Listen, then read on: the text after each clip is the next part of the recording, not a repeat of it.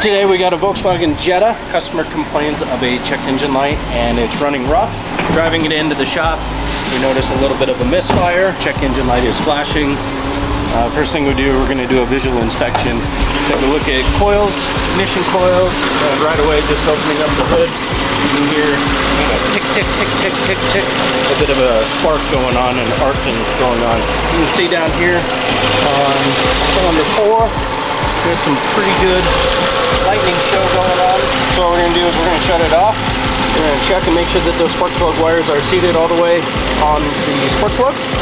Probably pop a wire off, take a look at a spark plug too, pull the spark plug out. As long as the spark plugs are in decent condition, we probably just recommend a set of spark plug wires. And quote this gentleman, new ignition wires. Clear the faults out, make sure that we don't have anything else in there that's rearing head and showing face, and be all finished up.